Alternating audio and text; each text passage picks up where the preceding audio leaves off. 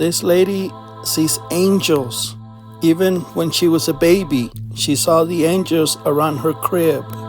From the time I was a child, the angels told me there was something wrong with my stomach. Until the day came, they told me to go to the doctor. And he booked me in straight away for surgery when he saw what was wrong. He took out of my stomach all of the large intestine, and he took out so much of the small one, and that's when I died. 3, 2, 1.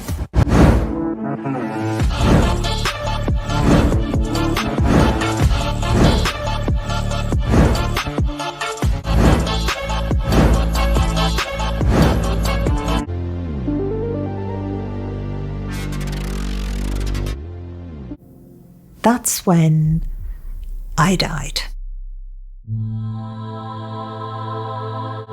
I left my human body. I went straight to heaven. She went straight to heaven. It's very hard to describe. No pain, nothing. But your soul is that spark of light of the Creator. We are the light of the Creator. We have that spark. We also carry the love of Jehovah. My name is Lorna Byrne and I'm from Ireland. I was born in Dublin and I spent my young life there, maybe till about 7. And then we moved to Ballymun. And I loved it there too. It kind of brought you out into the countryside. We were very, very poor. Food was short. You know, most of the time it was maybe bread and jam.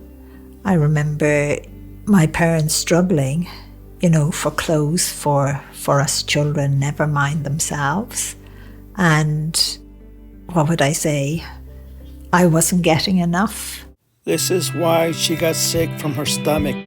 And I started to break out in all sores. I was malnutritioned in that way. So things were really, really hard.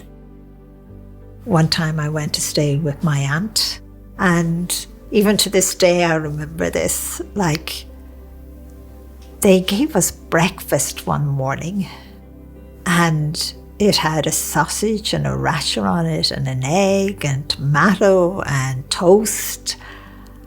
It was the biggest meal I ever saw. Like, I can still see that plate. You know, it was, I was shocked, you know, all this for me. I think at that time it just struck me how poor we were. This video gave me hope. No matter what ups and downs I have gone through, it was all part of the journey. And I believe all of that has made me who I am today. I remember this lady is very poor. She cannot read or write. Well, I suppose growing up, I didn't know I was different. I was a very late talker. I was maybe 2.5. I think maybe because I wasn't progressing in the way maybe parents expected a child to progress. I was considered retarded. The doctors told my mom I was. But that again was because I am, what's that word? Dyslexic, if I'm saying it right. Dyslexic. And way back in Ireland then, you know, if a child was considered retarded, they were usually put into an institution.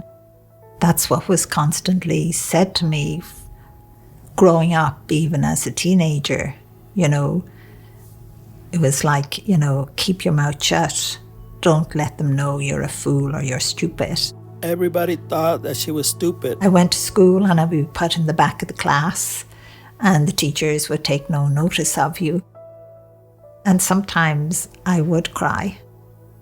You know, I would head off on my own, out across the fields. You know, I was forever doing that. It was like as if, in a sense, growing up was I didn't exist in the human world. I suppose I have been in contact with my soul more than the human part of me. You grew up to be a loner. And sometimes when somebody was being cruel, say something really nasty, or I would hear adults passing comments, the angels would comfort me. The angels would say to me, they know no better. Our angels always protected her. I see angels physically, and to me it's normal and natural. Going way back when I was an infant, I didn't know they were angels. They were just, what would you say, over my cot. Over her crib. Angels are extremely beautiful. Their wings are so slender and so fine, and they're moving so gently, like silk or like mist. But they are astonishing. The angels have been my best friends. They've been my teachers.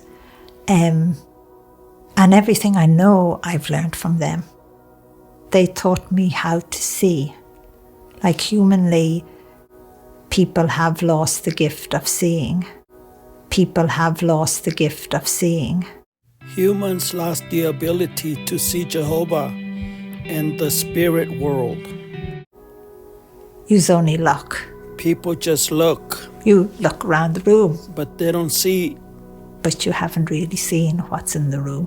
They don't see what's important. I'm not just looking at you. I'm looking at everything in between you and me. And it's moving all of the time. It's the air, it's the wind, it's the stardust from the universe. It's everything. And then I'm seeing the angels and loved ones as well that just come, what I always say, fleeting, just in for a moment, and they're gone, and maybe back in again and gone. This lady says we all have a guardian angel. The other incredible angel is a guardian angel, and that's your angel, and that's the one angel that is with you every second of your life. And I think that's something very important to remember. If you're feeling not great in yourself, remember to your guardian angel, you're unique, you're perfect. There is no one else in the world like you, and it loves you unconditionally. There's always somebody protecting you. I never went on to college because I couldn't read or write, but I've been educated in a different way. I suppose I've had the best teachers in the world. I've had angels and even souls of loved ones, guiding me all the time through my life. So this lady is very spiritual, and to me, she's an angel. I left my human body. I went straight to heaven. It was very fast for me. It was like in a moment I was there. It's very hard to describe. No pain, nothing. You're perfect. It wasn't the body that was lying on a bed with nurses and doctors all around me. This is what I've been saying for years. But your soul is that spark of light of God, of the Creator. And our soul is recording. You're part of God. And we take our memories with us. And to me, that is something so incredible. I don't think mankind has grasped that yet. We lost connection to Jehovah. You have the choice. You have the free will to become aware of your soul. I've been studying the soul for 10 years, ever since the Mandela effect. My dad was there, who I loved very much. He loved fishing. And the thing is, my dad, he wasn't old when he died, but he was way younger. His soul gave the appearance of himself being only 20. I loved the hat he had on his head. It had all these little flies that he had made. It was like as if all the other souls and angels, a gap was being made slowly, and I just ran to him. Even though this is my soul, because my human body wasn't there, my arms felt so human, but they weren't. This was an incredible light, and I reaching out and throwing them around him. It was like the touching of two souls. God touching God in that sense, because that's what your soul is. That was so incredible. And to me, that's one thing we don't have to worry about. Your loved ones aren't dead. It's only their body has died. Because sometimes we feel to leave a place, we're leaving them behind. But you're not.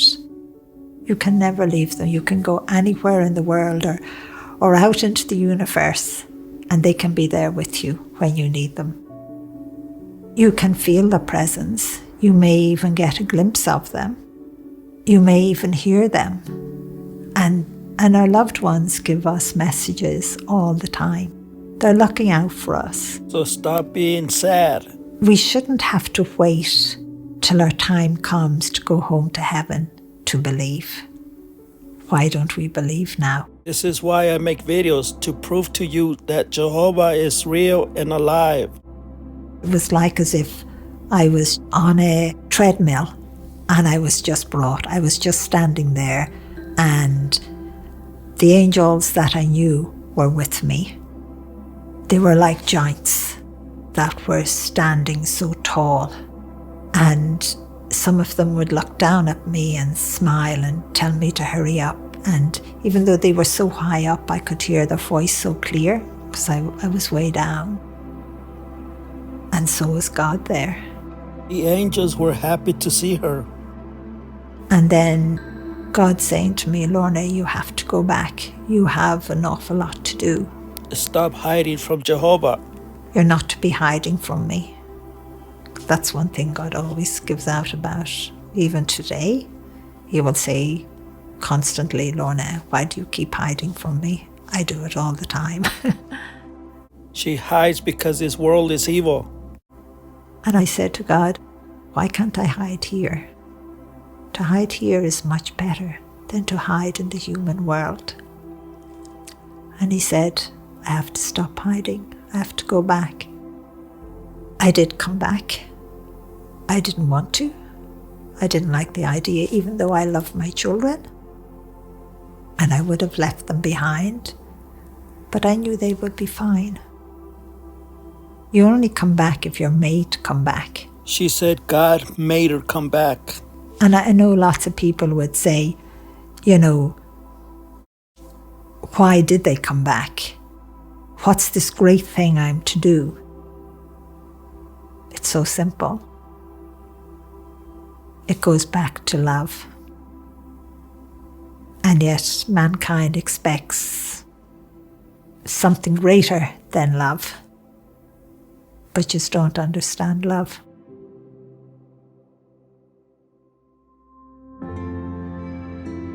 I was in intensive care for, I think, nearly 2 weeks. I was that bad. I was still on a breathing machine. I remember the surgeon coming around every so often. Sometimes, he just put his hand on my hand. But one thing I did love was just seeing all those angels around my bed. And so many souls, I didn't even know them. It was like a march of angels and souls constantly along my bed, but they were moving, thousands of them in that way. And I remember when they decided I could breathe on my own, and they took those tubes out, and then the surgeon coming around again, and he asking me my name, And he looking kind of astonished that I told him my name. Do you know where you are? And I said, yes, in hospital. You did the surgery on me. And he looking at me with big eyes, you know. And then he told me, you know you were gone for 10 minutes. You shouldn't be able to. We were expecting brain damage. You were gone. They didn't know how they managed to bring me back. The hospital and the surgeon knew this was a miracle from God. Beautiful young man. And his name was Joe, and we fell in love. One thing I always remember before we got married, you know, I was sitting in the car with him, and the angels were telling me I should tell him. And I was very scared of telling Joe I could see angels physically. But I did what I was told. I just said to him, by the way, I see angels physically. And I always remember he looks at me and he says, only priests and nuns have spiritual experiences. And he just gives me a peck on the cheek, and I get out of the car, and I just said to the angels, I said to God, he's gone. You know, you were wrong in that way. But of course he wasn't. And we got married and lived in the little cottage in Maynooth, and had 4 children. I guess she learned the hard way. God does not make mistakes. Joe's health started to go downhill. Eventually he had heart surgery, triple bypass, he had strokes, diabetes. But I always remember getting into bed. I love this lady. His guardian angel was standing right there at the side of the bed and being told he's not going to wake up. And I was just to lie there beside him. I got on the phone and I dialed the emergency number, and I said what was happening. Just before the ambulance came, I had already seen his guardian angel change position and just lift Joe's soul from his body, just up and out. The room just lit up with light. But I always remember my son Niall running into the room, and he doing his best to revive his dad. And I wanted to tell him, your dad's gone. You can't revive him. But I couldn't. I just couldn't do that. That was really, really hard for all my family, for my children. Now she's all alone and with 4 kids. After my husband Joe died, I always remember Archangel Michael coming up behind me, and he just said, Lorna, I have a message for you. And he said, you know, God has said it's getting near time to write your first book. And I always remember saying to Archangel Michael that day, I can't even read or write. How on earth does God expect me to write even one book? Like, I thought God got it all wrong. The angels got it all wrong. They've got completely mixed up. I always remember trying to get the courage in myself to say to someone, I'm going to write. I kept it a secret that I couldn't read and write except from my family. So I was scared of being ridiculed, and that's one thing that I gave out to Archangel Michael about, and all of the angels and God. You know, I'm going to be ridiculed and laughed at. But I was told to have courage. And faith. One day, a knock came on the door. This man stood there, and I said, do you want to come in for a cup of tea and say hello? He just said he was dropping in for a few minutes, and I got a complete shock when I saw him carrying in this big box, and he puts it on the table and he just said, that's for you. And he left. I believe this was an angel. And to my shock, there was, I suppose, my first laptop to ever see in my whole life. And there was a printer and there was a speakeasy. And I just turned around to Archangel Michael and that, and I said, God works in mysterious ways. but I can't use this. And they said, it's for writing your books. Angel Elijah came one day and said, the help is going to come. And neighbours from down in the village called up a husband and wife. And I said to him, I have this computer, this laptop. He set it up. This is another miracle. And I told him I was dyslexic, I can't read or write. And he said, don't worry, I'll show you that you only have to press 1, 2, 3 buttons. And so that's how Angels in My Hair started. And she wrote many books. This is the first one.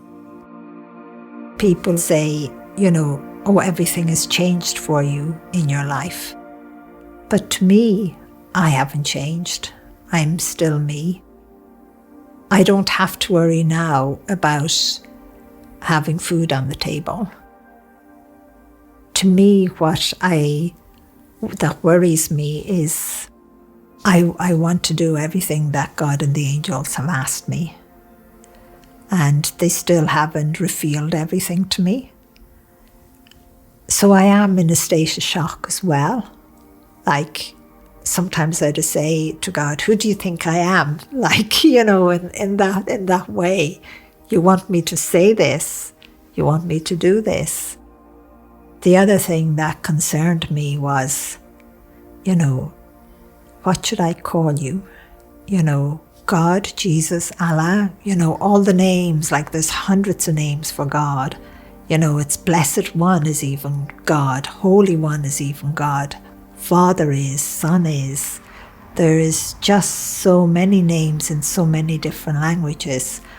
And the one thing that God said to me, he just looked at me and said, Lorna, what do you call me? The Supreme Creator. And I just looked and said, God, of course. And he just said, God is universal, that word, use the word God. She's talking to God directly, and I believe her books are directly from Jehovah. One thing that God has often said, many are called, few are chosen, and very few of those few that are chosen say yes.